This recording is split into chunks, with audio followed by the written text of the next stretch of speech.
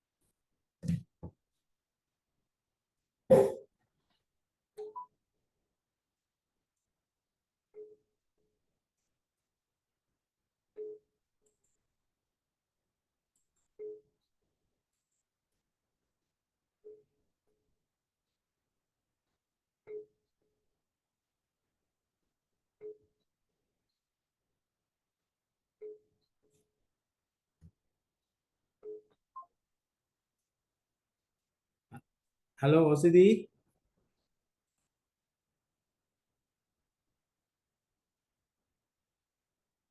halo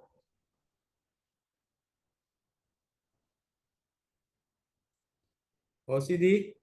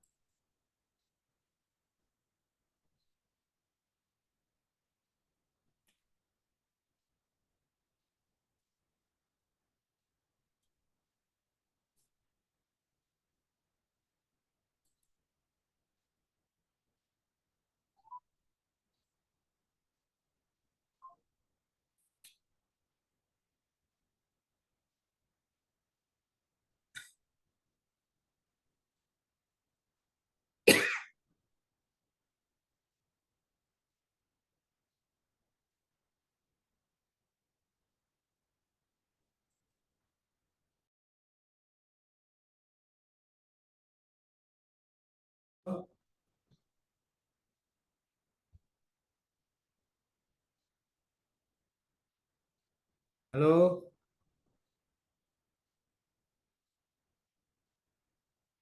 hello, Piyumika.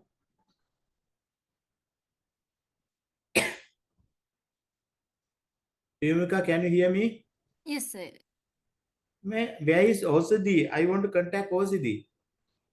Now she is coordinating the program. I talked to her. She is not answering. I want to start the program, but still only how many people? 5 people, no?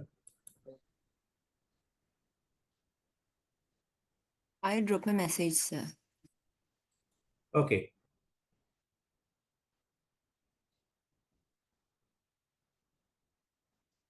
You have got her number?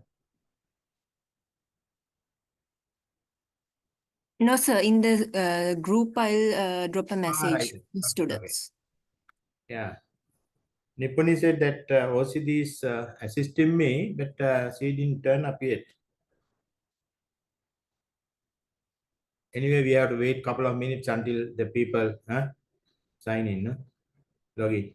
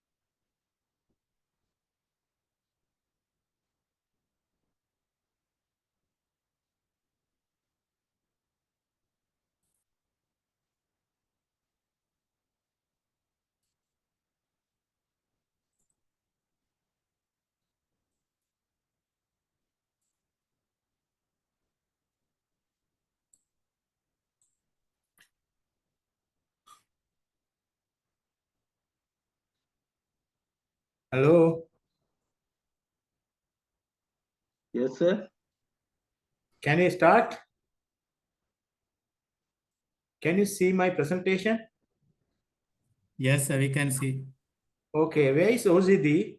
She didn't talk to me yet. She is the assisting officer. Anyway, shall we start? The time is running. Today we are going to discuss the procurement planning modules. The sessions. I think we have done 7 presentations. I have done 2 or 3 presentation or 4%, I can remember. But as I discussed yesterday, procurement planning, there are different aspects we have discussed.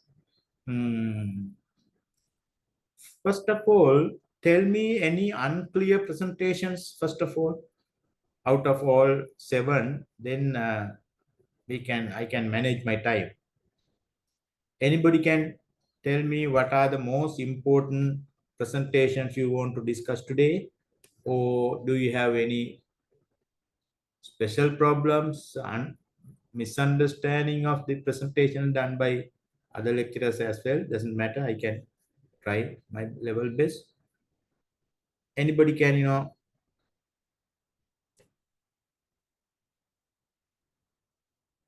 assist me? Yeah.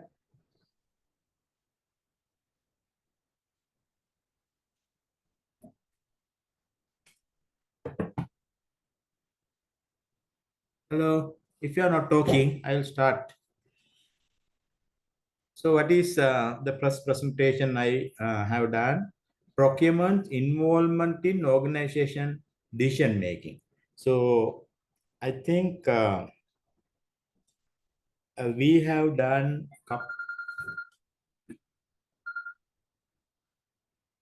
Hello, දක්ෂින දැන් හරි මේ දුව ඇවිල්ලා මෙයා කළා දුන්නා. දුව ඇවිල්ලා මේ ඊමේල් එකට යන්න බැරුව ගියා දැන් හරි. හරි. So what are the points? Okay. Crucial role of decision making procurement success. Right.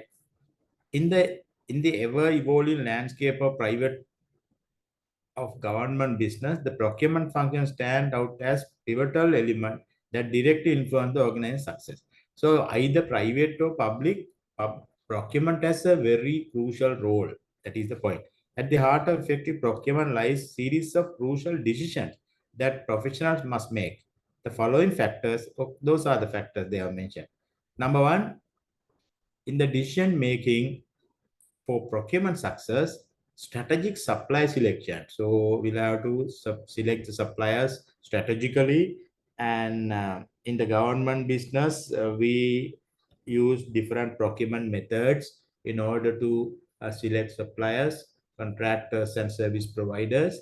And sometimes we register suppliers, sometimes we use EGP, electronic government system, to do the suppliers registration and all. Whatever it is, some point is there. We have to identify our suppliers. Supply in the sense all contractors, service providers as well. The negotiation and contracting, I mean, this is the normal word the private sector use. The negotiation in the government sector, there are some limitations, right? You all know. Risk management, I think we have done a full presentation. We can discuss how risk management involved in the procurement. Procurement decision involved assessing and mitigating risk. So we'll have to assess the risk under different stages of the procurement process. Planning stage, pre-contract stage, and post-contract stage or contract management stages. There are various risks. I think we can discuss that, right? Technological integration. So this is always we use technology. Sustainable procurement is a new area. In the new procurement guidelines, there's a separate chapter. Under sustainable procurement, we will issue a separate guideline as well, as I mentioned. But important point is, under sustainable, there are 4 dimensions: economic sustainability, financial sustainability, environmental sustainability, and social sustainability. So in order to achieve economic and financial sustainability, we have proposed the life cycle costing, total cost of ownership method and things like that. And green procurement is coming under environment sustainability. Anyway, sustainability is important because the purchasing price does not necessarily reflect the real cost, right? Therefore, we will have to think the operational cost for the entire lifetime of the procurement. So we also we discuss supply chain optimization. I think this is another segment of the master program, supply chain, you all know. And because if you don't have a proper integration with the suppliers, uh, so that supply chain will be disturbed.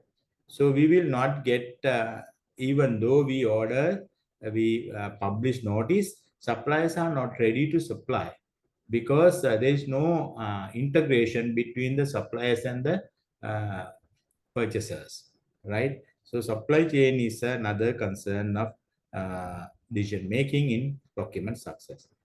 Continuous improvement is always there. All decision making in procurement extend to the commitment of continuous improvement. Procurement professionals must analyze data, evaluate supplier performance, and various things are there. Compliance and legal consideration, we have guidelines, we have upcoming act also. Either private or public will have to follow some rules or regulations. This is one. Finally, they say in conclusion, the importance of decision making in procurement cannot be overstated. Every choice made by procurement professionals has a ripple effect influencing the organization's competitiveness, sustainability, and overall success. So that is the point. Procurement has a bigger role to play, either private or public. Then we have discussed importance of planning, because procurement to be planned. Why procurement is important in the especially public sector we consider. When we say public sector, all ministries, departments, state-owned enterprises, as well as public companies. The public sector are those organizations that are financed by public money. That is the point. So therefore, private-public partnership, PPP procurement, is not considered as public procurement. That is part of the procurement, but it is not the government funds. Either government funds or donor funds, all are considered as government procurement. When we say PPP, private-public partnership, it is still the procurement, but the investors' money. Okay, the public sector are those organizations that are financed by public money that is raised from taxes. Yeah. So either our revenues we use for procurement, and mostly we use public debts or borrowed money or grant money. So all are considered public money. That's why we say we should follow, even for World Bank or ADB, government procedures.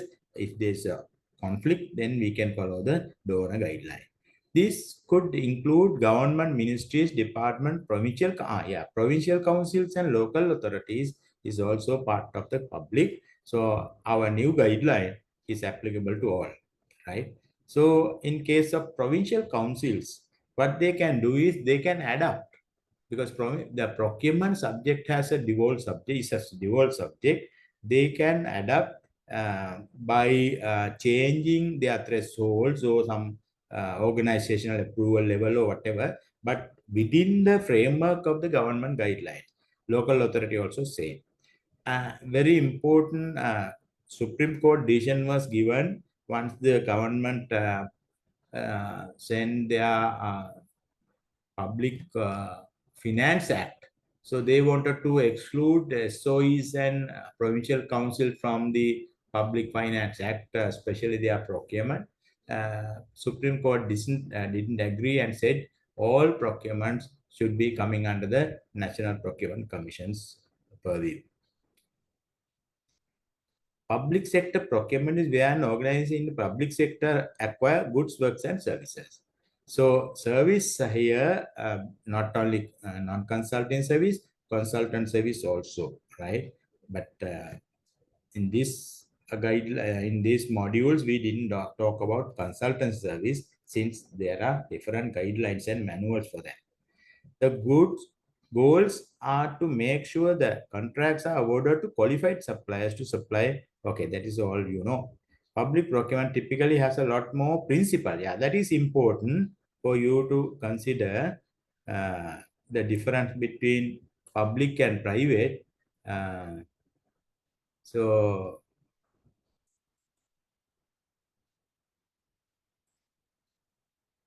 right, so consider the principles are there. Right. So as I clearly mentioned in early presentations, in especially the principal module, public sector procurement allows public organizations to maximize output as funds have come from public taxes and other grants. It is important that public procurement ensure that the funds are managed in a way that demonstrate value for money. That is the point I want to come. Value for money. So that is the number one principle of public procurement, or we say primary principle. If you don't achieve VFM or value for money, the procurement is useless. Therefore, we have given a very high emphasis to achieve VFM, value for money, and we have defined the value for money. There are 4 areas of value for money, etc. We can discuss in the principles module, and other principles like accountability, transparency, etc., etc. Those are all principles. Public procurement is based on procurement principles. The management of, but we are not asking public procurement principles from this module because there's a separate module for that. The management of public sector organization is responsible of the handling of procurement functions and activities. So you all know now under new guideline, there's a separate division to handle procurement subject that is called PMD, Procurement Management Division. The aim of public sector procurement is to provide public services and support government. That is the most critical point. Sometimes people don't understand. People think procurement is for the sake of procurement. If you buy computers or machines or be construction, that is not for itself. That is for the operation of the organization. Why we construct building? Why we purchase equipment? In order to support the operation of the organization. That point has, I think, many people have misunderstood. So they try to show procurement performance or procurement success only. It is okay. We must spend the budget by following rules. That is very critical. But that is not the ultimate goal. Ultimate goal is procurement is nothing but the resources utilized to achieve the organizational vision, mission, and objectives. Therefore, we must keep in mind, that's why we discuss here the strategic procurement planning. Also, we'll discuss a little bit. Okay. Little after that. And so procurement, that is very important to provide public services. So government is providing public services. Private sector is providing private goods and services. Government is providing public goods and services. That is the difference you must very clearly understood. Because the private sector can sell their product in the market, but government not necessarily they are selling. Sometimes they give free of charge or at a subsidized price. Therefore, their success, public sector organized success cannot be measured from profit or loss. So that is the main point. Therefore, we must identify how we can show their success. Therefore, procurement is a very crucial element of the public sector management, because as I mentioned earlier also, out of the budget, it is more than 60%. Sometimes they say 50%, whatever it is. It's a very high percentage of money we use through procurement process. Actually speaking, other than the salaries and emoluments, all other expenditures are for procurement, either capital or recurrent. So that is the point we must consider very critical. Moreover, procurement expenditure, the highest expenditure component in any procurement entity. If you consider ministry, department, operation, wherever, you will see procurement budget is the most important budget, either we construct things or so roads or whatever, all are procurement. Right? Directly telling, I am telling you, 100% of the capital expenditure is procurement, and very significant percentage is coming from recurrent also. If you take fertilizer, government is giving fertilizer at a subsidized price or free of charge. Then fertilizer is purchased by different organizations, maybe fertilizer corporation or whatever. Those are government. So school books, school uniforms, medical, pharmaceutical things from to the health. So various things are there. So therefore, you must consider the procurement expenditure is more than the national budget of 60% and 10 to 20% of the GDP, gross domestic product of the country, because all others are coming from the private sector. What are the difference between public and private procurement? That I draw your attention. You must know very clearly what is the difference. What is the from the purpose point of view, the source of funding. As I said, private sector purpose is different. That is profit maximization, no other objectives. The purpose of public and private procurement is different. Private sector procurement support business objectives of the organization designed to make profit. In public sector, the main reason for acquiring works, goods or whatever, to support the government operation. That's what I said earlier also. Why health ministry purchase drugs? For the patient's care, to treat the ill people, or to do operations and various things, right? So therefore, you must understand we can't get any profit out of that. So how we can measure the success of the health ministry is a problem. So traditionally, we think by spending more money in the health ministry is the determinant of the success or failure. Therefore, we always try to allocate more funds from the budget. That is partly true. Without allocating money, they can't do anything, no? But it is not sufficient. It is only a necessary condition, but not the sufficient condition. I always tell that. Even the education ministry, now people are asking more money to be allocated to the education sector. 6% of the GDP or whatever. So that is okay. That is a good thing. But it does not necessarily guarantee the good education outcomes or outputs. Right? So that is the point you must consider as master graduates. So by allocating more money, what we can do is we can construct more buildings, more school buildings. We can buy more computers. We can buy more equipment. That is okay. It is necessary. But how those procurement relate to the main operation of the organization? How we measure their success? But frankly speaking, there is no way to measure the success in public sector organization. It's a very outdated system, as I mentioned. Therefore, we must look at procurement from the different point of view, and a new guideline. Our guideline has given some new features in order to fill that gap. Since we don't have a proper improved the public sector financial management system in the government or public management system in the government. We have tried from this guideline to fill the gap at least, right? Procurement performance reporting and things like that. Okay. So this point I want to highlight you should be able to explain even at an exam paper, exam question, what is the difference between public procurement and private procurement? Or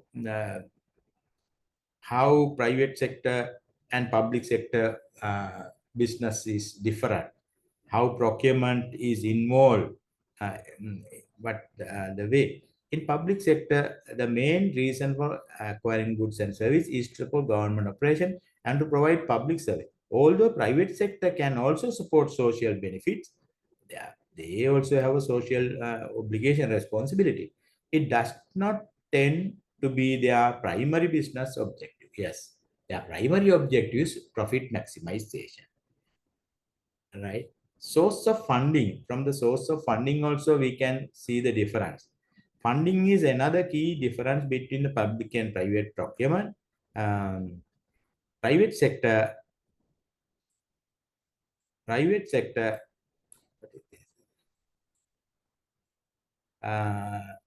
fund is coming from their investors, right? Regulation point of view. So government regulation is strictly you have to follow because this is we are using public funds. So government officials and politicians are accountable to citizens.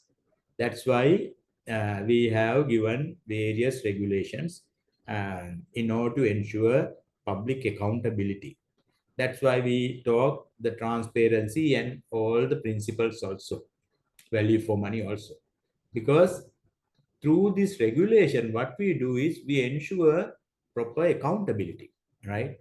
Because private sector is different. If they earn profit, they don't worry much about the transparency and things like that. They don't worry. Competition aspect, they don't worry.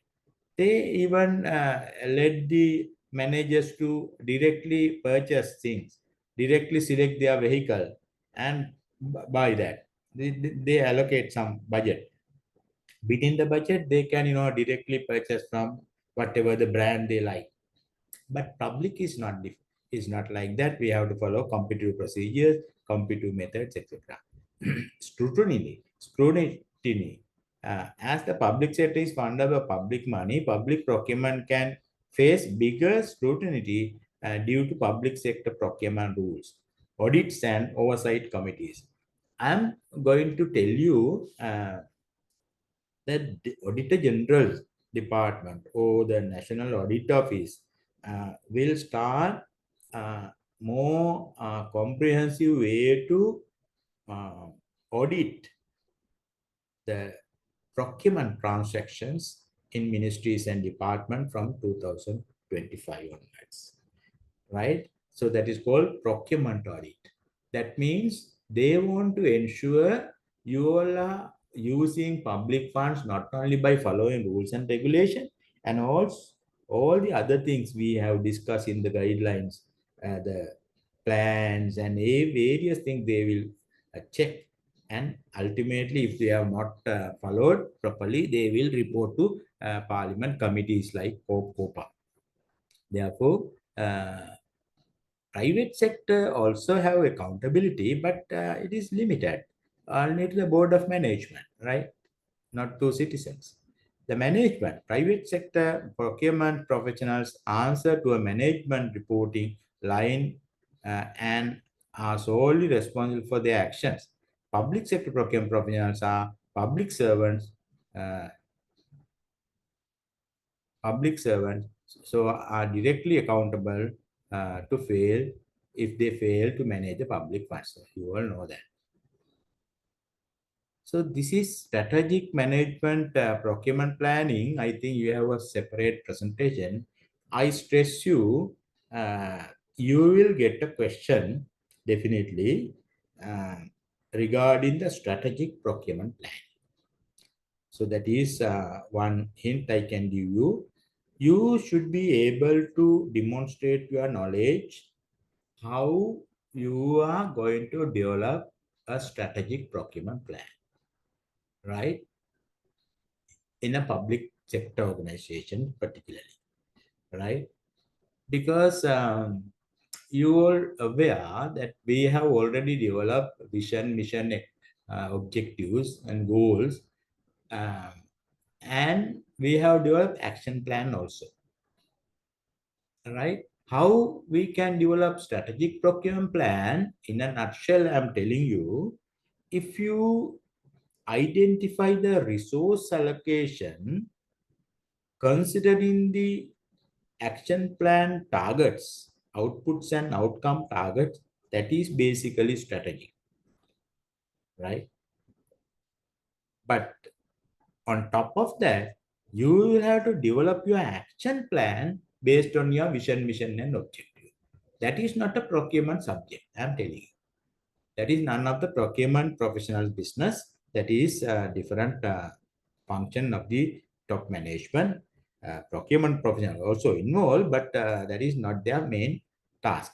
So once they develop their proper action plan based on vision, mission, goals, and objectives, how you develop the procurement professionals, PMDs and all, should develop their procurement plan considering the resource requirement column from the action plan, right? You have to identify the procurement requirements, not in isolation. That is the point.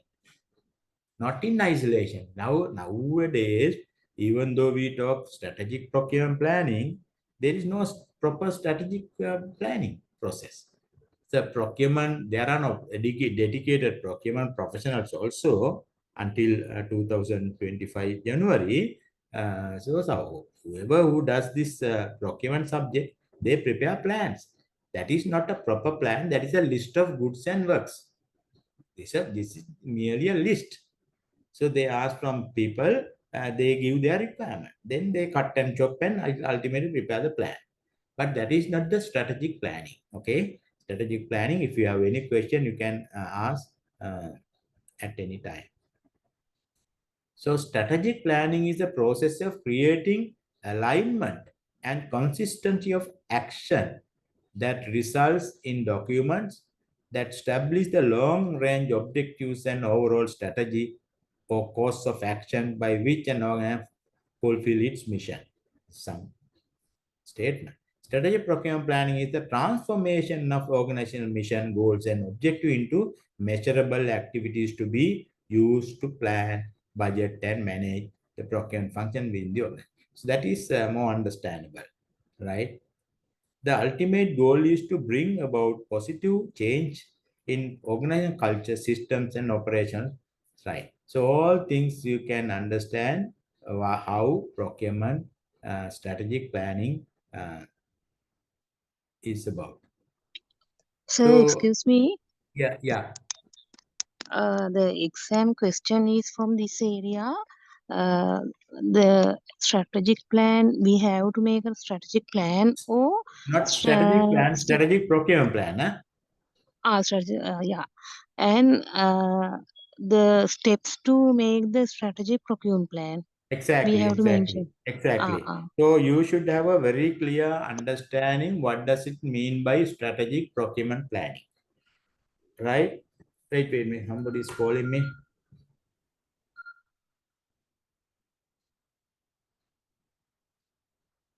Hello. Oh, I wonder. Right, sorry. So you should be very clear on what is strategic procurement planning. I think Mr. Pugudu also has done some presentation. I saw that, and I also have done something. But ultimately, what you should demonstrate is how a government department or ministries or corporation, whatever, provincial council, can develop a strategic procurement plan. I'm telling you again, that should have a very good relationship with the action plan, number one, right? Without having a proper relationship between the organizational action plan, you cannot talk about the strategic procurement plan. If you prepare your procurement plan without considering the action plan, it is not a strategic plan. That is the number one. But even though you have connected your action, if the action plan is not developed based on your vision, mission, objective, then you cannot achieve your strategic objectives, right? So that is organizational failure, right? So as I mentioned earlier, every department, every ministry or organization has their operational objective, right? For example, identity card office is to issue identity cards, new identity cards. So revise identity cards. Passport office is to revise, issue passports. RDA is to construct roads or maintenance roads. So you identify their business operation. So in their action plan, they must identify their outputs and outcomes. I said it is not the procurement function. They should identify. Then if they identify their output and outcome target, what they need is some resources. What resources they need? They need buildings, they need equipment, they need various things. Those are nothing but procurement. All right? If you really link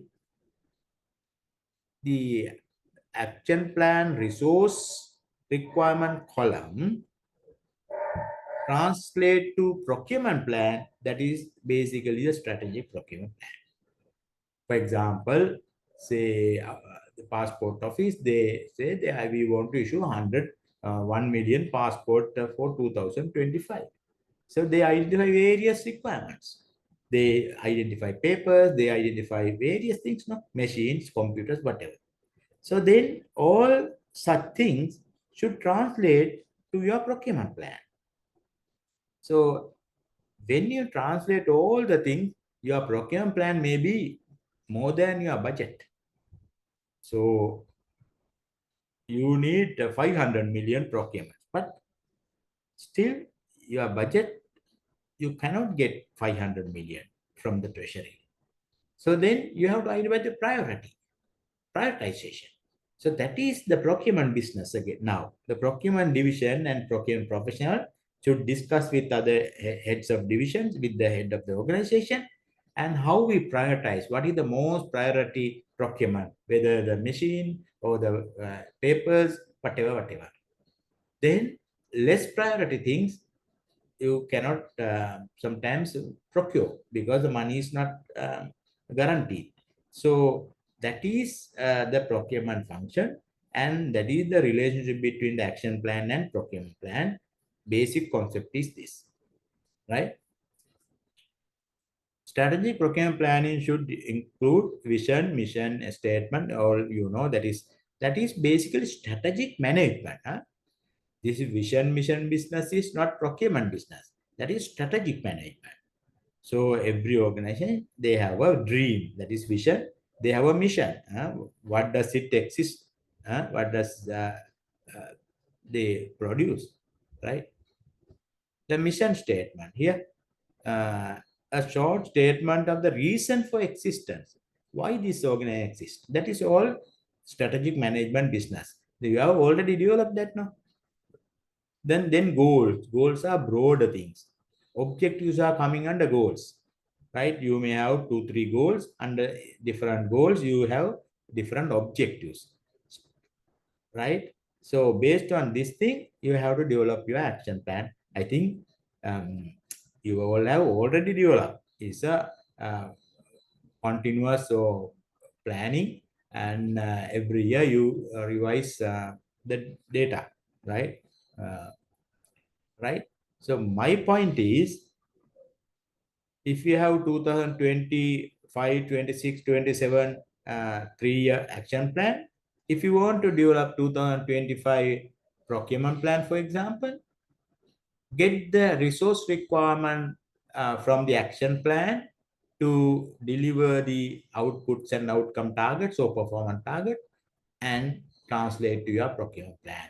What construction you need, what goods you need, what service you need, etc., etc. So that is the basic idea. Objectives are there. Okay, any question regarding this? Because this is very crucial. You are using your own words, not the books copy and write, right? You should be able to demonstrate your knowledge how to develop a strategic procurement plan within an organization.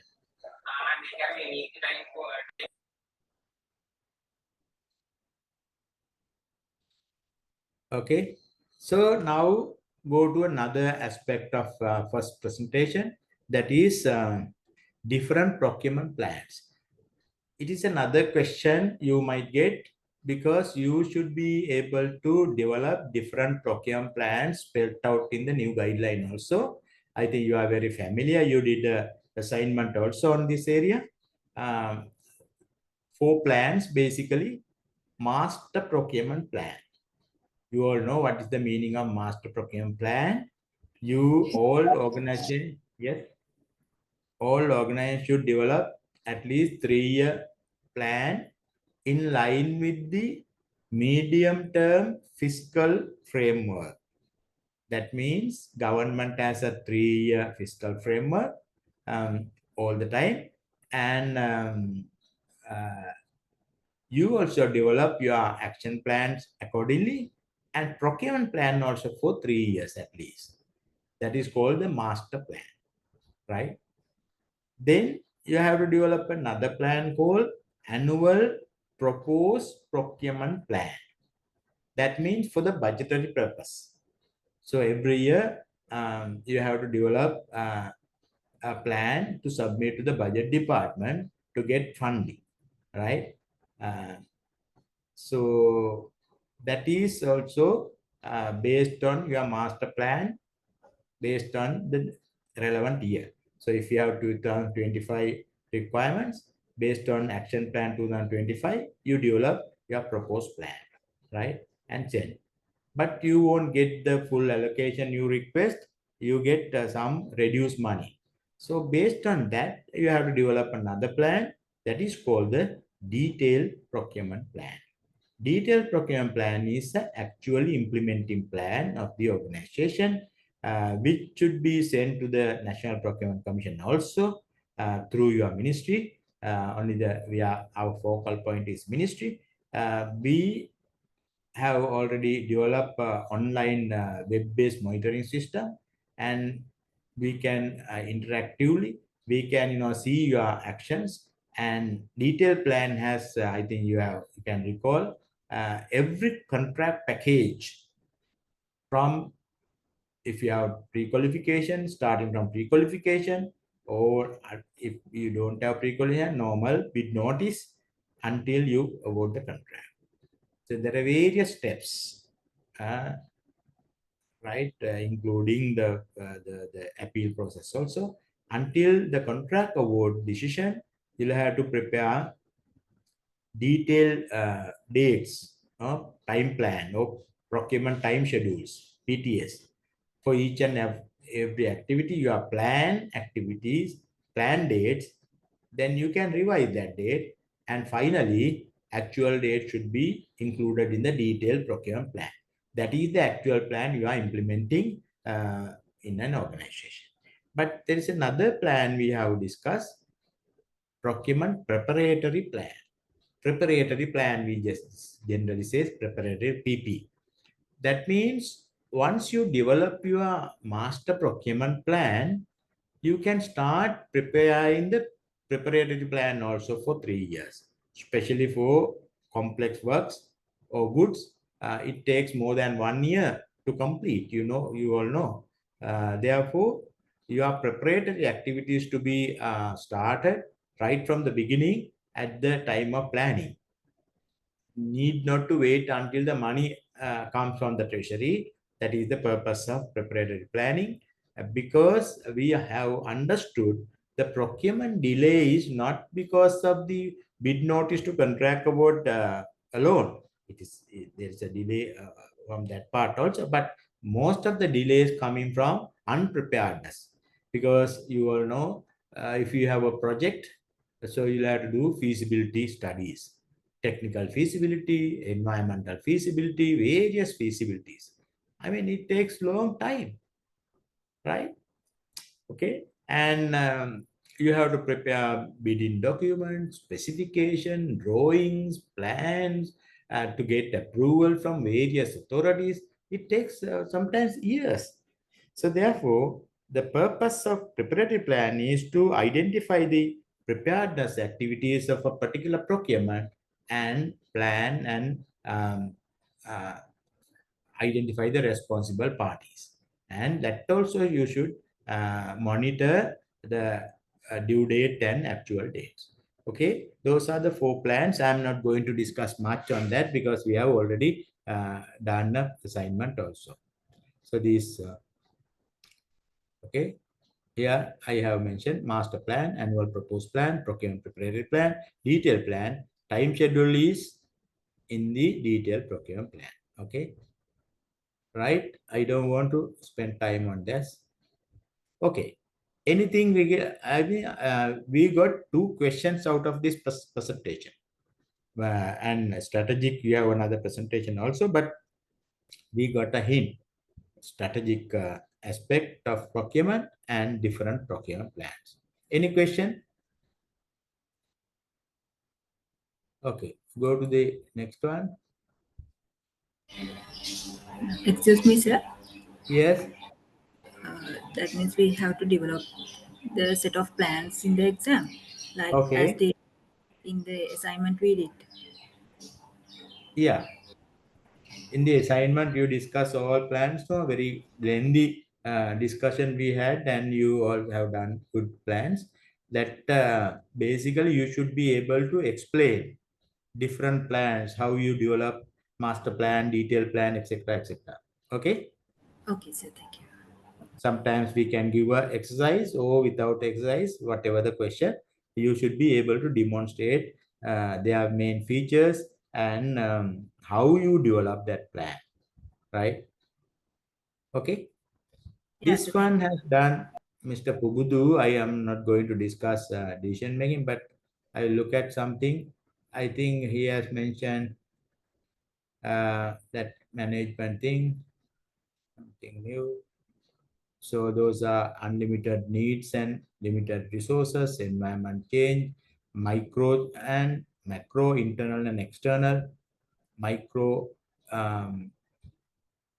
customers, suppliers. Okay, that is you have learned that the supply flow, suppliers, manufacturers, distributors, retailers, customers,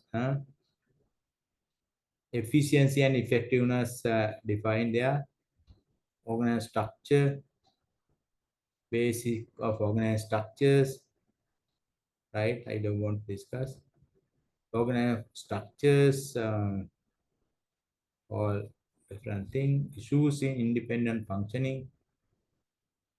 So here they have mentioned procurement also, right? Procurement management,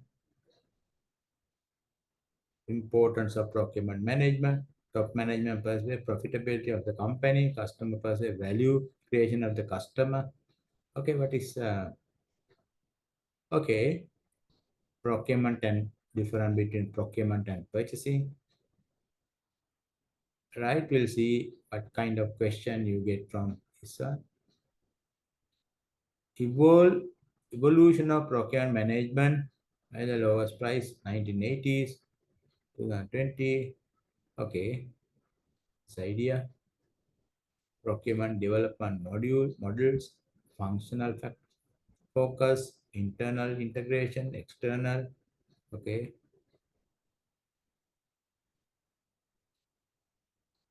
Project procurement, you have a presentation, I can discuss that. Procurement objectives. Okay, what he has mentioned, on time, okay, right quantity, minimum procurement cost, right place, optimum quality. Okay, those are okay. We follow that. characteristics of procurement manager. Okay, the procurement managers in the public sector are the PMD people, now the chief procurement officers. What are the characteristics they should have? Interpersonal skills, yes. Analytical decision making, yes. Loyal to the organization, yes. Computer literacy, technical skills, able to make decision, and very importantly, procurement competency. Because we have mentioned in the guideline to appoint officers who has the knowledge and skills in public procurement. So all others are okay, but very important is procurement knowledge, because they have to do a big role. If you look at the procurement manual, we have given 24 items or activities to be performed by procurement management division people. So look at that. Manager skill, technical skill, human skill. Yeah, and that procurement knowledge coming under technical skills, right? So I don't want to discuss his presentation, but I just look at purchasing cycle. Yeah, recognizing need. That is relevant to us also. That is need analysis, right?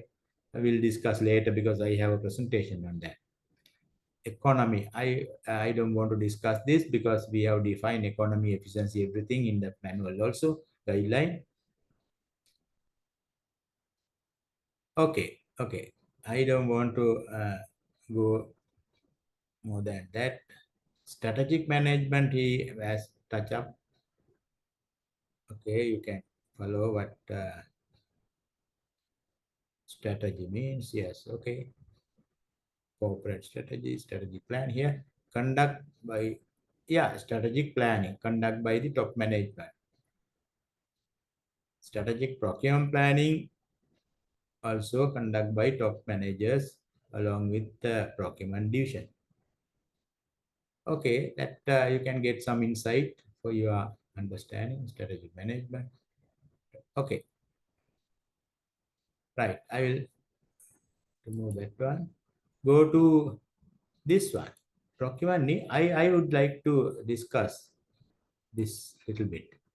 Procurement need assessment is a new area. Actually, we have discussed earlier, but not much. Therefore, you must understand what is the need assessment means, right? I'm telling you. Now you prepare procurement plan. Now everybody is asking computers, printers, etc., etc. So assume one thing. What does it mean? Need assessment.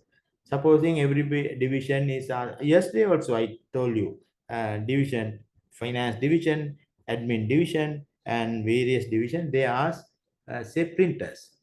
So then all requirement come to the procurement division now as their requirement. Then you as procurement professionals should look at their requirement. Number one, whether we need printers.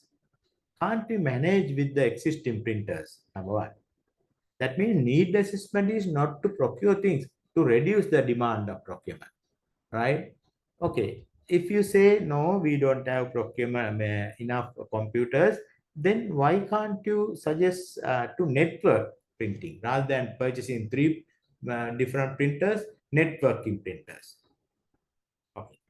And the computer example, my popular example is everybody is asking the highest resolution computers, but need assessment, you see what usage they get from these computers. If they use computers for typing, by a very low resolution computer rather than very high resolution value expensive computer, something like that. The general idea is that. Okay, so what is need assessment? Government procurement is not just about buying environmentally preferable good service. It is about reducing the overall impact of government procurement. It is about reducing the overall impact of government procurement. One of the most obvious way to do this is reducing demand for goods, services, and works. So you must keep, what does it mean? Procurement need and analysis, you keep in mind reducing the demand rather than procuring things. Need assessment is about avoiding unnecessary purchases. Yes, ensure what is purchase meet requirement. You should buy the what do you call this required quality. not the lower quality or very high quality, required quality. So another example, I must tell you, when people ask for food, right? Say they have a training or whatever, then they want to provide lunch and refreshment, for example. So what is the quality we give to these participants? Okay, so I can tell you, you can buy a lunch packet even for 5,000 rupees, right? Or lowest maybe 300 rupees. The range is very vast. Therefore, based on the program and the level or whatever, you must decide the budget first. Okay, we can allocate only 500 for lunch. Then you buy or allow them to purchase food lunch packets, considering the economy and the maximum budget. Not that is the quality you must maintain there. It not be the highest quality, but you have to satisfy with that. So that is the thing. Ensure what is purchased meet requirement. Designing procurement and contract to allow flexibility over time. Yeah. Examples how need assessment may affect procurement outcomes. A local authority choose to repair furniture rather than purchasing new item. Yeah. Under new, I definitely give a question on this area because I love this area. Because government officials must not are not considering need assessment at all. They what they do is when the people ask, they cut and chop. If they ask 10 computers, they say no, we can't give 10 computers, we give 5 computers. Those are arbitrary decisions. Not really. Sometimes they need 10. Sometimes they need not at all. But you give 5 computers sometimes. Needy people, you give less procurement, less items, and unwanted people, sometimes you give more than they are required. So that is not the need assessment. So therefore, I will frame a question like this. For example, what does it mean by procurement need assessment? Explain something. Then with various examples, at what stage you can, what factors you must consider when the need is assessed. A local authority, for example, repair rather than purchase. A government department buys fewer desktop because some staff prefer to work on laptops. Yes, that is another point. A school award a flexible contract for catering service so that the amount of food provided reflect daily student numbers. Flexible contract rather than fixed, right? Right, then food wastage is less than. Some mix. You can go through this presentation. I don't want to discuss everything, but user consultation. You have to consult the users, right? The users of procurement may be internal or to the buying organization or external, sometimes citizens. Yeah, for example, fertilizer or medicine we purchase without consulting the citizens sometimes, or farmers, for example. In order to ensure, you can develop a very good answer to this need assessment question, right? You would read this very carefully. In order to ensure purchases are appropriate to their needs, user must be consulted. This should take place prior to the start of the procurement and may continue during the bidding process. It seems common sense, but appropriate user consult. Okay, all things. Example, a questionnaire or online survey you can use. Observation and analysis of existing use patterns. A review and planning meeting. Yes, that is very important. You should have a procurement planning meeting.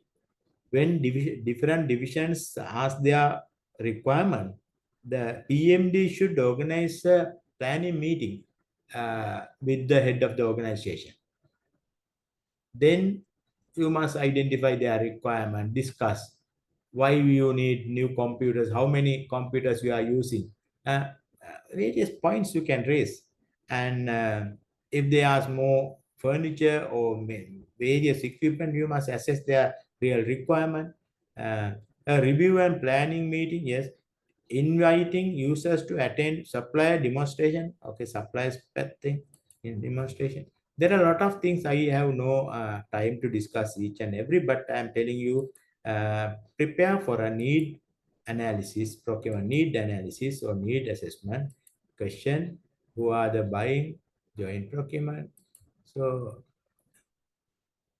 how much we buy, everything depend on real assessment.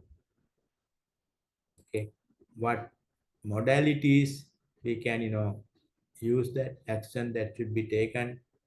That is also part of the need assessment preparedness. Benefit of preparedness is given, that is preparedness and not need assessment. Okay, that is something else. Okay, the technical specification is because since we are talking about the need preparedness, technical specification is given.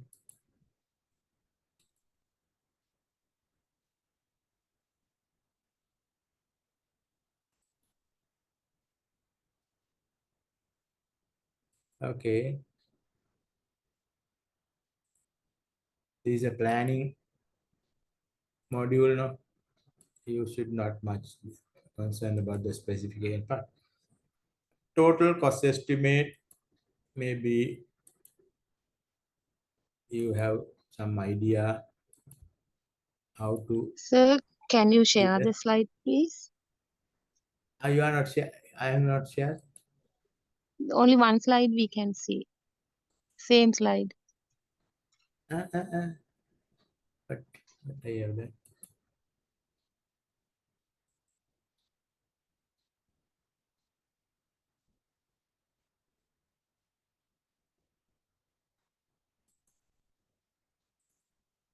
This one, no? Now, can Now you okay, see? sir. Yeah. Yeah, your cost estimate. I mean, it is a little important because you should have some idea how the cost estimate, how to prepare a cost state, update the cost estimate, at least as a short note or something. Pre-qualification is another area. I don't think we can get a question from pre-qualification because it's not planning anyway. Right. Okay. I don't want to discuss more than that under this. We'll go to another one. Share this one.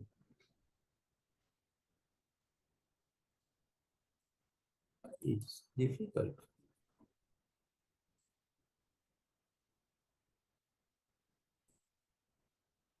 Shall we go to this? This is another good area. I like this. Can you see this presentation? Procurement risk. Yes, sir. Okay. So this is another area you can expect a question, right? Risk management.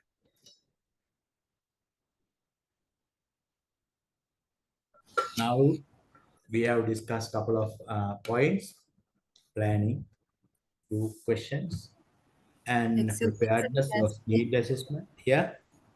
the pre-qualification slide we can see. Yeah, pre-qualification, don't worry too much because So it we should can see come at, that slide. yeah. Huh? The screen we can see the pre-qualification slide. Really? What has happened? I don't know.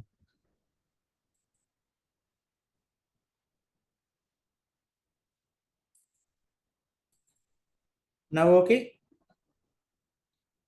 Yes, sir. Right.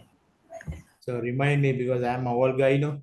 Not like IT efficient like you all.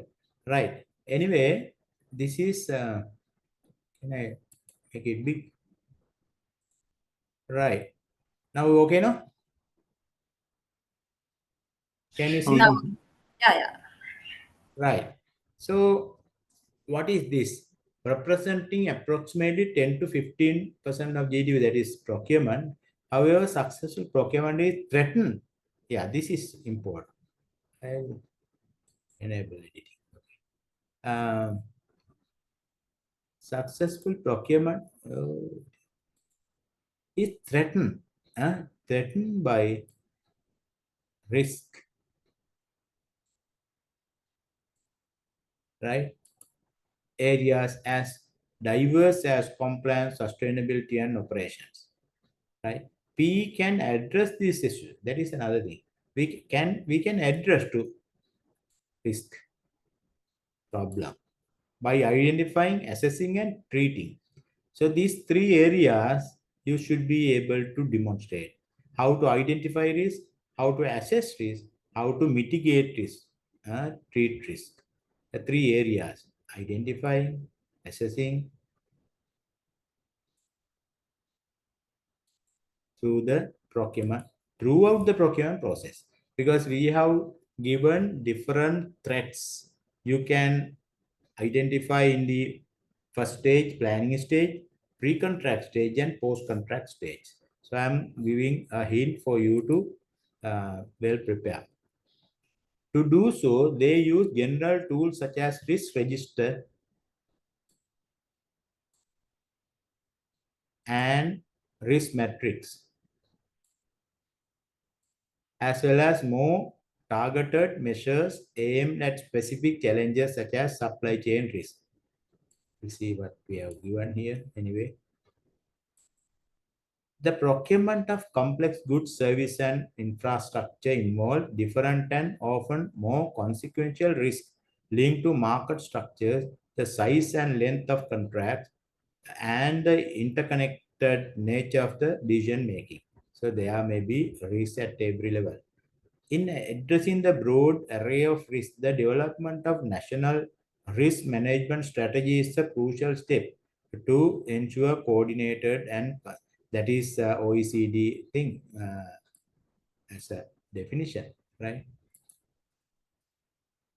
Efficient and effective procurement is critical to the fulfillment of the basic function of the public administration and they ensure sustainable, inclusive, right? Taking threats to the efficiency, taking threats to efficiency and effectiveness seriously require systematic consideration. Yeah, this point is important. And implementation of well-developed risk management strategies. So another word come risk management strategy. At least get an idea what do you mean by the OECD has given this thing. The recommendation on the governance of infrastructure further states that a comprehensive plan for managing, monitoring, and mitigating risk during the asset life cycle is an important component of ensuring value for money. So that is another point you can read. All are important, though I can't highlight.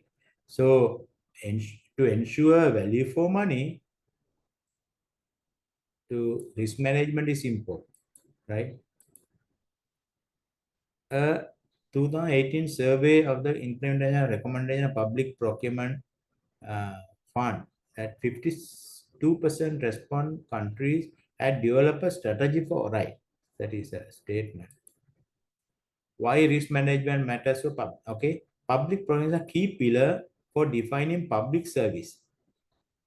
Public procurement is a key pillar for delivering public services. That I like always, right? Because procurement is not the sake of procurement. Why we construct building? Now the problem you understand, we have idle buildings, we have idle roads, we have idle airports, we have idle various assets. From the procurement point of view, they must have followed the procurement procedures, they have spent the money, they have followed the guidelines or whatever. But what is the purpose? What operational benefit we get or output and outcome we get? Output is there. Output is the building, but outcome. So that is the most critical thing to think always. Strategic government objective. impacting public procurement process have concrete and significant consequences on the quality. Yes, quality, quantity, timeliness of public service. It affect to quality, timeliness, quantity. Risk impacting public procurement process. So you must identify how the risk impact to different stages and activities of the procurement process. This section defines the scope of risk management approach and discusses the different categories of risk that impact procurement outcomes. Right? Impact procurement outcomes. I like that word also.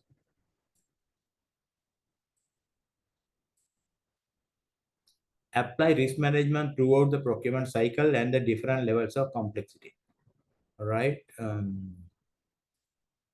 This heterogeneity is addressed by dividing goods, service, and infrastructure into two broad: common, complex. Yes.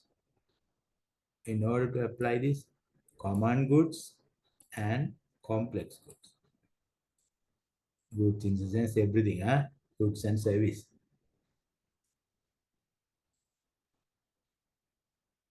Okay. Need not to talk each and every, but we'll see what are the applying risk management throughout the procurement cycle. Applying ISO 31000 define the risk. An uncertain future condition of circumstance that could impact the achievement of objective, and one that is often characterized by reference to a potential events or consequences. Objective can have different aspects such as financial, health, safety, etc. etc. Okay. Definition. Applying risk and risk management concept. Okay, all are literature. Okay, this one. Conceptual risk. Risk factors, cause, risk, events, risk impact and likelihood, consequences. Cause, events and consequences. What is this? Conceptual. Okay, you can read out. Okay, this one. The risk management cycle. I think you can highlight this one. Okay. Identify and identification of it. What are the risks? Assessment, risk assessment. What is the likelihood of risk? Risk evaluation and treatment, and monitoring. There are 4 areas.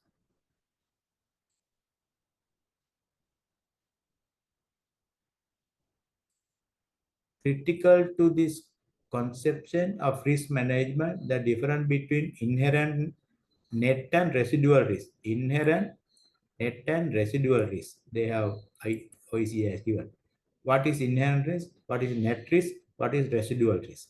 So, for example, residual risk is the level of remaining risk. Without that, we have to sometimes bear. So, inherent risk is the level of untreated risk or risk before the application of any management activities or control measures. So, that is inherent risk. Net risk is the level of risk following application of any existing control measures or action. Right? So, all things we discuss. So, mitigation of inherent risk. Inherent risk, net risk, ultimately the residual risk is the remaining thing. Right? So, I think we discussed risk tolerance and things like that. Yeah.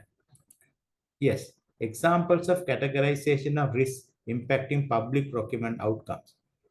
Regulatory compliance. This is important, right? We can give some examples also. What are the compliance with public procurement regulatory framework? Compliance. Compliance with relevant regulatory framework, integrity risk, fraud, corruption, and sustainability, environment risks. I mean, we are damaging the environment, social risks, human rights, labor rights. For example, we are giving construction contract, violating the labor laws or violating the human rights. Various things. Operation, digital risk, capacity risk, lack of procurement staff with necessary skills. We have all operational risk, right? Our people don't have the proper skill. Sometimes procurement, supplier risk, supplier point of view, economic and contractual, budgetary risk, insufficient budget, market risk, low number of bidders, right? This gives some idea of different risks.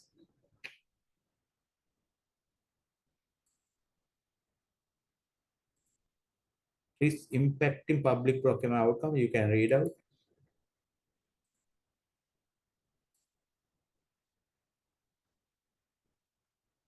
I think you have enough slides and information. I think I gave a example or something. Yeah, this one. Examples, potential data sources of public procurement risk identification. Yeah, how to identify risk, potential, exclusion list, asset and interest decision, potential use and risk address. Right, all we can just go through.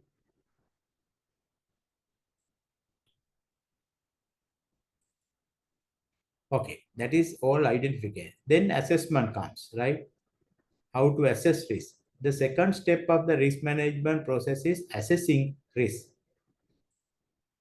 Once you identify, you have to assess the risk by evaluating the likelihood and severity of the identified risk.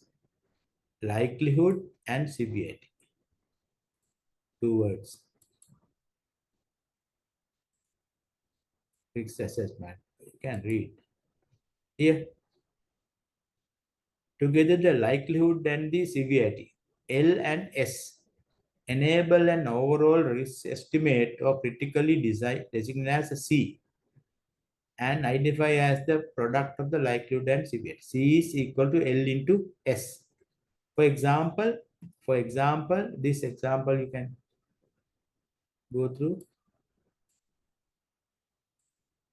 If the likelihood is 4, that means severity is 3, then the overall criticality is 12. You see the diagram here. Here diagram. So you can very high. 4 is very high. 3 high, moderate, low risk. So you can see the probability point of view also. So this is the impact, this is the likelihood, right? The red is very high. This is high. This color. Yellow color is moderate. Green is low risk. So impact scale example, very high. Budget exceed by 50%. It's a risk. Unacceptable performance failures. Key milestone delayed more than 6 weeks. Examples. High risk, they are given different percentage and different numbers. So this is the assessment of risk, right?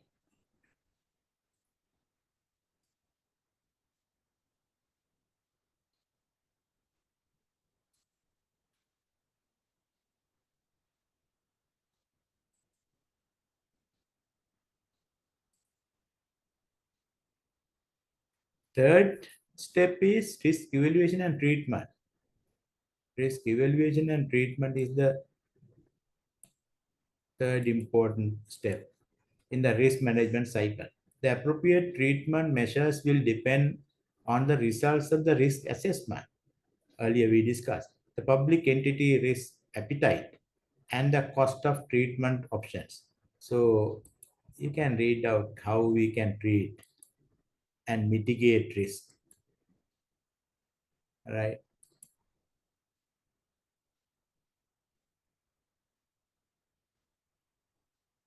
Here, identification and assessment of net risk. Acceptable? Yes, you monitor risk. No, risk control or transfer possible? Yes, you can do. No, avoid risk. If you can't transfer, avoid risk, right? So this is a diagram. Okay, this is, I think I have given examples, but we can, final risk monitoring is the final step. The risk management cycle is monitoring risk. Risk monitoring should take place throughout the procurement process.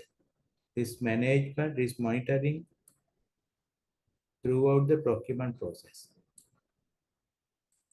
and consists of ongoing tracking as well as more structured reviews and regularly scheduled basis. So you can read these slides, how to monitor risk. So this is a comprehensive presentation. Anyway, I have given a lot of information. It's a new area, therefore be careful. Here, this one is very important. Overview of the key procurement cycle risk. Here, this you can consider as important. Yeah, I said 3 stages: pre-contract stage, pre-tendering phase. Pre-tendering phase means planning in our sense, procurement planning and preparatory stage. Yeah? This is procurement planning and preparatory stage. So you have to do need analysis, market analysis, drafting technical spec, make or buy decisions, right? Key risk. What is the risk? Needs are not adequately or comprehensively identified or understood. There's a risk. If you don't do a proper need analysis, there's a risk. You buy computers without identifying the real needs. You construct building without identifying the real needs. The market analysis, the procurement strategy is badly informed and the market is unprepared to respond. So you have not really analyzed the market, whether market is able to deliver this. Then you will get a poor performance response. Those are the risks. Okay. So this is very important. Under tendering space, packaging decision, contractual relationship, bidder selection process, you can read what are the risks and tendering phase is still. This is the third one: contract, post-contract, contract management. The contract is not implemented as written. Example: the supplier charges for goods and service not delivered. It's a risk. There are various risks also under contract management, but we have given at least under 3 stages. Second stage, we have given a lot of points. This one, 8, tendering phase, bid evaluation and award. The process of evaluating and selecting tender, what is the best value tender is not selected. It's a risk, right? Request for proposal and the tender submission, the process of issuing a request for tender are receiving bids from potential suppliers, but what is the risk? Lack of transparency, unequal treatment and competition failure, right? Here, bidder selection process choice. Choosing a procurement process available in the procurement legislation. Risk that the most efficient bidder will not be selected. So now you can give some examples also, how the risk is involved in the overall procurement process, right? Give some examples, right? Anything you want to ask from this?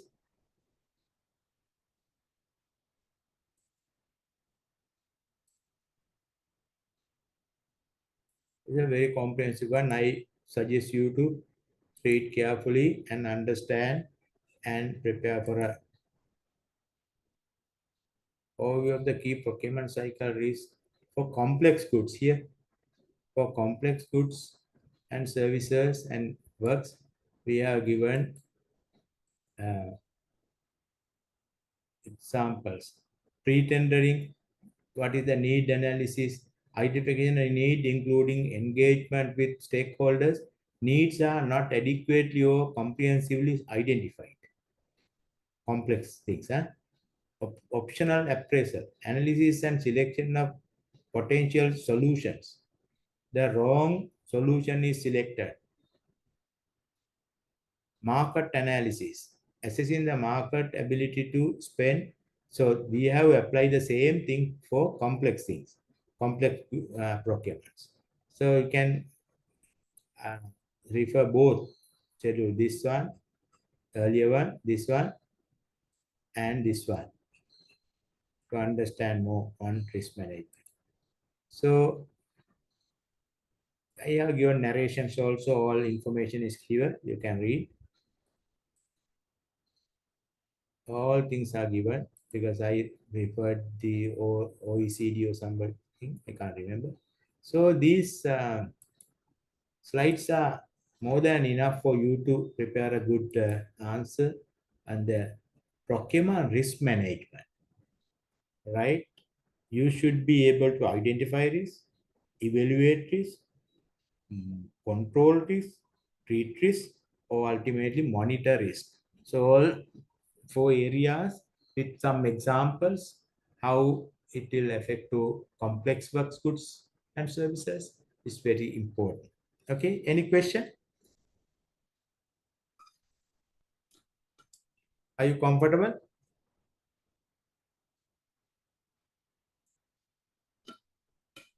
So definitely you can expect a question from risk management. Okay. Shall you go to another one?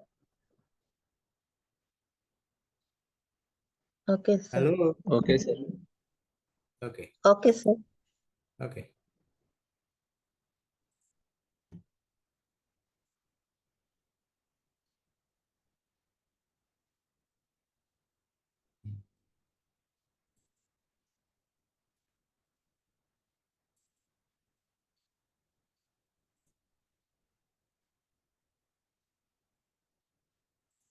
Procurement preparation of procurement plans. There is another presentation. I don't know. You can go through, but I have done a very good presentation on this. It's done by whom? Another lecturer. Okay, I don't want to read out that. This one. This is another important area. I want to share that now.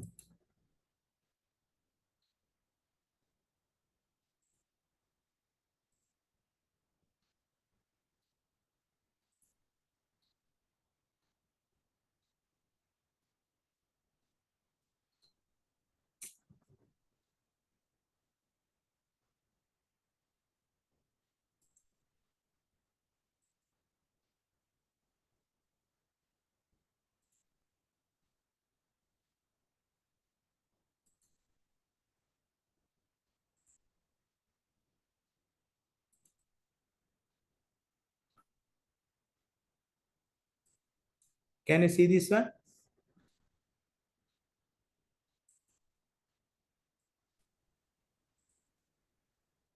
Okay. Hello. Yes. Okay. This is Procurement plan is another. for development. You can see these slides, no?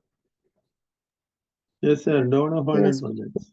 Donor, yeah. So that is also important area because all donor funded projects are financed by either World Bank or ADB and other donors. So we should know what is the procedure, especially in case of donor reviews and their disbursement patterns and things like that. We'll see how Mr. Pereira has done. Area to begin, DFA, donor finance, agency project procurement cycle, donor review of procurement fund withdrawal, right? So these 4 areas, yes, discussed. Foreign funding agencies usually follow a structured process to ensure procurement best practice and value for money. Oh, this I can't read, but you can see the project cycle. So these are different aspects, right? Identification and need assessment. Assessment of specific requirement and quantities needed. Define the requirement clearly to avoid ambiguity during the procurement process. Consider long-term needs and potential changes in requirement. Example, a government agency conducting a need assessment identifies the need for new laptops for its employees. The assessment involved determining the required specification. Example, processing powers, etc. Quantity needed based on the growth object projection, right? That is how they have identified the need. Market research, that is the procurement cycle. Investigate the available quantities under market research. So specifications, preparation is a part of that. Pre-qualification is also part for complex procurement. That is process. Don't worry too much. After pre-qualification, they has mentioned bidding document, preparation of procurement document. Now we say procurement or request for proposal is also a part of the project cycle. So various things we must do. Evaluation and comparison of bids. It is also another stage. Election, suppliers, all things are there. Standstill period, donors are always concerned about the appeals raised by aggrieved bidders. So that is there in our guideline also. To give bidders time to examine the notification of intention to award letter and to assess whether it is appropriate to submit a complaint. Okay. On receipt of notice to intention to award begins the standstill period. The standstill period is different from now. This appeal process is, as I mentioned earlier, common to all levels, right? Not only high level procurement or ministry level, even regional level, they can make an appeal. And appeal committees we have suggested in the new guideline. So that is there. There will not be requirement for a standstill period in the following. Only one bid proposal was submitted in such a no need. Direct selection, emergency situation, no standstill period because not relevant. Debriefing by the borrower. On receipt of the borrower's NIA, borrower in the sense in case of government entity. Here borrower means government entity. And unsuccessful bidders has first 3 working days. The dates are different, right? Out of 10 days to make a written request. Those are many based on the appeal process. I don't want to discuss that.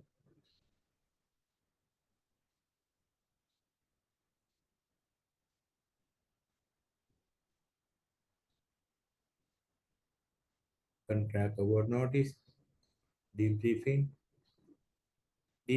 by foreign funding agency, FFA. If after publication of the contract award notice, a bidder who has not received a satisfactory explanation, that this is important. Debriefing by the foreign funding agency, right? After publication of the contract award notice, a bidder who has not received a satisfactory explanation from the borrower means government P, here P, as to why his bid was not successful, may request a meeting with the donor funding agency, right? the World Bank Sri Lanka office or ADB. Such requests should be addressed to the officer in charge of the DFA for the borrower's country, who will arrange a meeting at the appropriate level and with relevant staff. The purpose of this such meeting is not to discuss the bids of competitors, or this is important, not to discuss the bids of other bidders. And in case of prior review contracts, I will discuss what is prior review and the DFA's position that has conveyed to the borrower. In the case of prior review, in the sense, the donor agency has given the no objection, even for evaluation and everything. Then the bank or direct donor funding agency will convey their position to the agency. That's all. You can get a point from here. Contract management, the aim of contract management is to ensure, I mean, this is a cycle, yes. Okay, this is important. In case of donor, there are two types of reviews, prior review and post review, you all know. If, I mean, high value procurement, they say this is subject to prior review.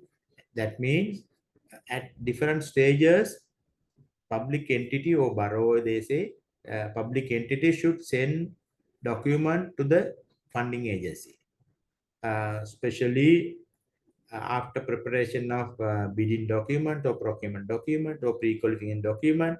The procurement entity should send to the foreign funding agency for their review. Then there are procurement specialists. They look at whether this document are okay, conditions and the data are okay, specification, everything they look at, and they say we have no objection.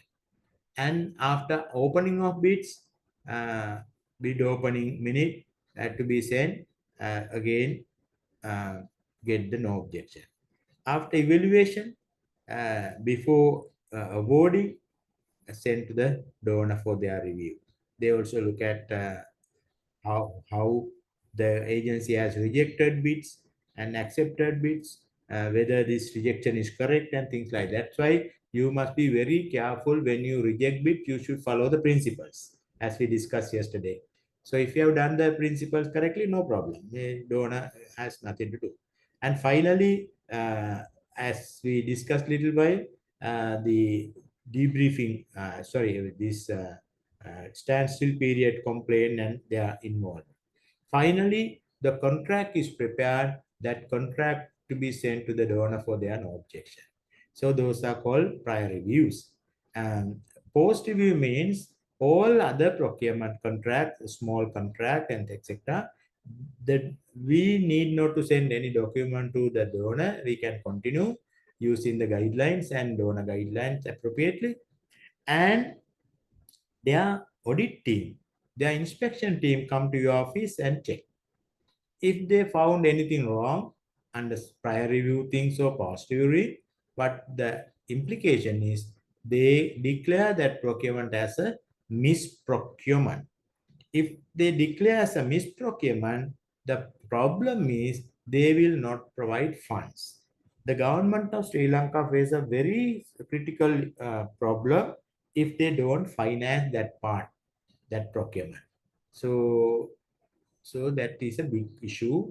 Then we will have to provide funding using local funds.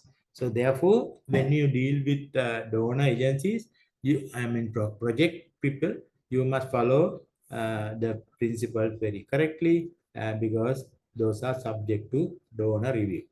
To ensure that funds are used only for purpose for which the funding was granted, the funding agency carries out a review procurement using through prior and post review. The determination of whether the procurement is subject to prior or post, whether based on the project and activity specific procurement risk.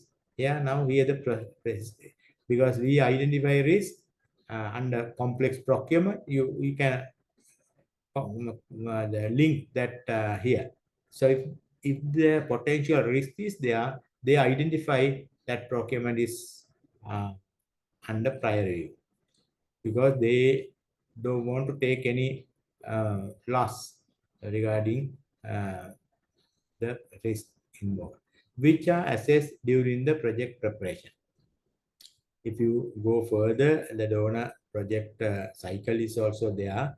The project preparation, various things I has not discussed anyway, and reassessed and updated during project implementation.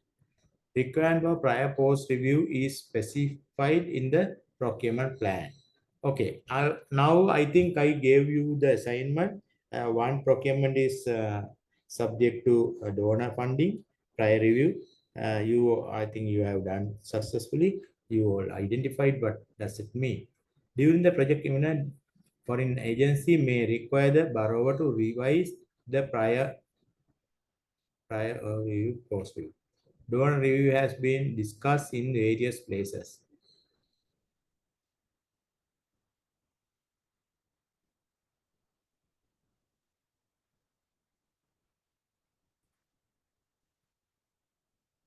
Okay. Okay, those are procurement plan reviews. Okay. I don't want to go into detail about that. You can read out what is prior review, post review, etc.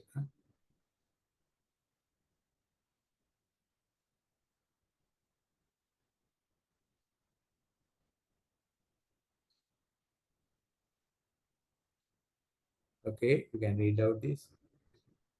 If the borrower receive protest for complaint, okay, we discuss.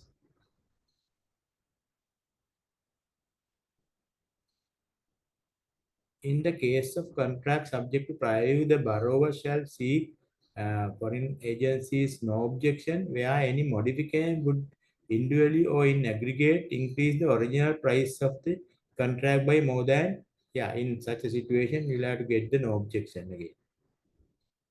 Okay, those are relevant to prior review. This is post review.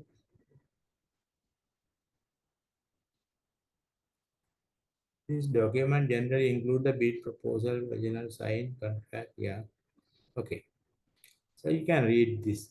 You can try another question from donor funded projects regarding various things and disbursement withdrawals methods. So disbursements, how the donor disperse funds using various methods, direct disbursement and using special dollar accounts. The DFA may reimburse the borrower for expenditure eligible for financing pursuant of the loan agreement, eligible expenditure that the borrower has pre-financed from its own resources. That is called retroactive financing. The borrow, that means we get the concurrence from the donor to spend our money until the donor loan agreement finalized. We can spend, but that money will be reimbursed by the donor. Those are called pre-finance or retroactive finance. Retroactive finance. The borrower pays for project expenses out of its own funds and is later reimbursed by the DFA based on eligible. That is retroactive. Advance loan proceed into a designated account of that means special dollar account.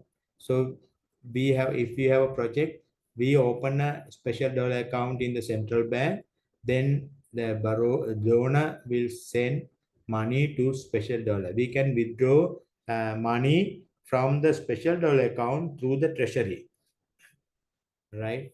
So those are how we can get reimbursement and advance. Direct payment.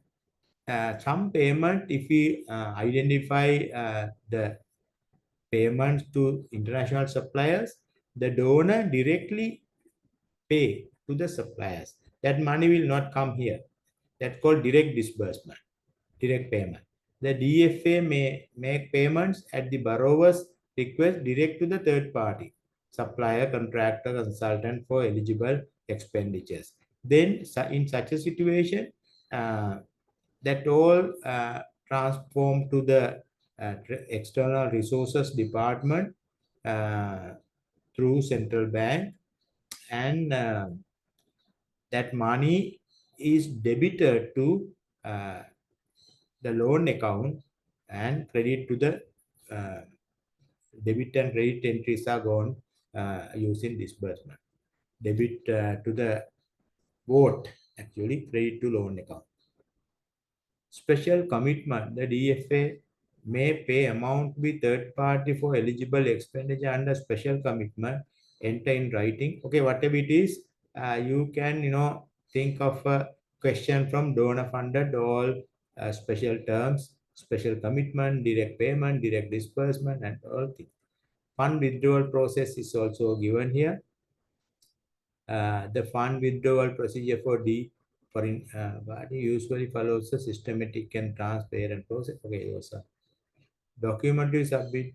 Those are the document you must submit for withdrawal: financial report, accounts, financial audits, request for funds, donor review. All are you must submit to the.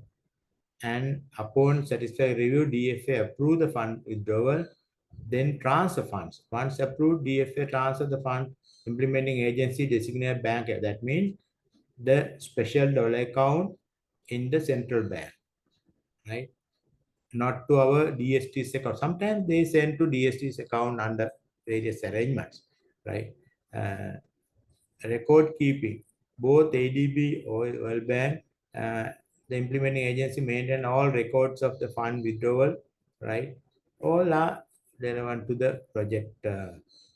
Project close up also. We have discussed. You can look at.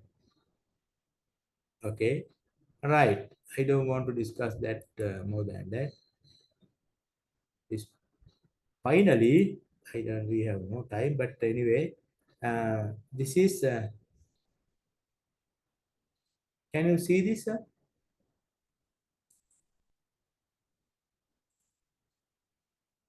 Okay. Yes, sir. Yeah. Project planning, procurement planning, what he has discussed, procurement plan regulated by, as per the public finance circular, as per the, so the same thing, I think. Common audit finding, planning stage, adopt no standard format, common mistakes, unrealistic.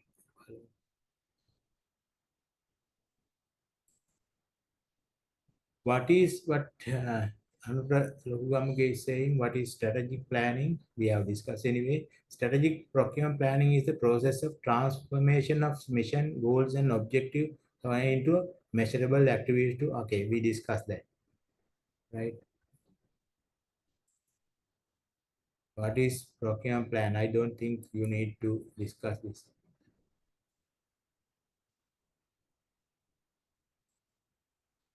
Why procurement strategies are important?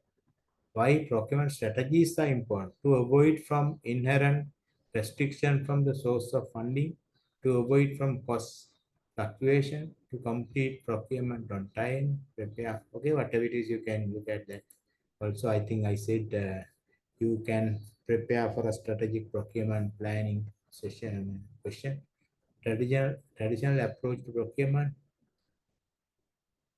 planning, procurement activities, contract administration. Okay.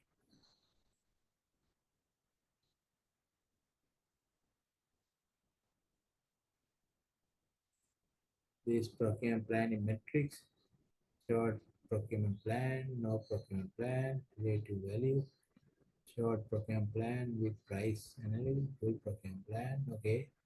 New initiative, high risk. Okay. Relative. Okay. Anyway, we must have explained this. Procurement planning, soliciting. Right.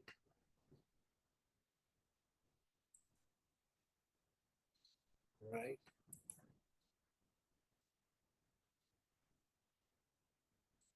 All things we have discussed output from procurement planning. So this master plan, all we discussed. Okay, I don't want to discuss each and every. Right. I think it's okay. We basically identified some potential questions from planning,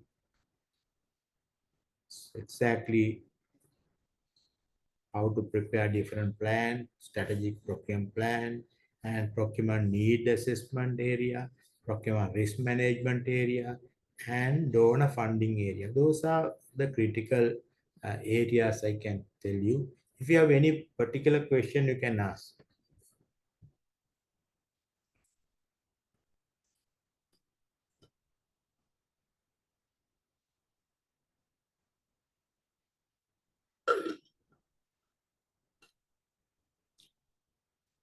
Do you have any question, or shall we close up?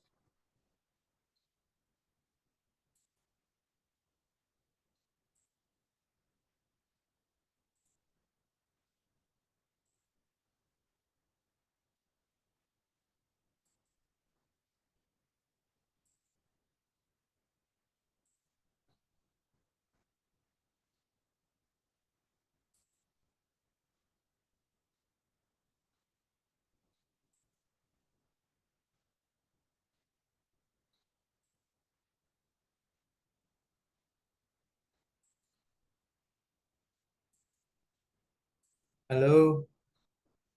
Any question you have? No, sir. Yeah. No question? No, until the question paper is coming. we don't have this. Until the question paper is in, you have no question. Good. I think if you follow these handout sessions carefully, I think you are comfortable. But my advice is, don't try to copy and paste anything. Try to understand thing, and with your understanding, you can write the answers. Okay?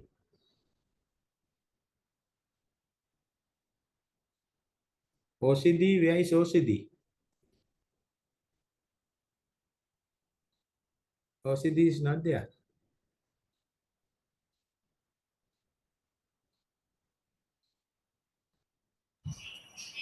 So are we going to have a session on about the exam? That means it is online. Yeah, online exam. Yeah. Online exam as you did previously. Right? You have not done anything Sir, earlier, we no? have This is done first. any online and open book exam with the Open Yeah, University. online and open book. Yes. With the supervision of the university. Okay? Shall you stop then? We'll meet again on Monday for the policy principles module. Please go through all the handouts I have given and other people have given, and we can discuss what we have done and potential possible areas you can concentrate. Okay? So are we receiving a guide on the exam? That means how it is done? No, I don't think, I don't know. You can ask from the administration. Normally, you have to answer the general thing. You can follow the previous question papers. You have to answer 5 questions out of 7. I can't remember, 6 or 7 question given. Earlier, some question papers have had some what you call case study also. I don't know whether this time we can do that. So anyway, you have to answer 5 questions within 3 hours, right? You have a selection also,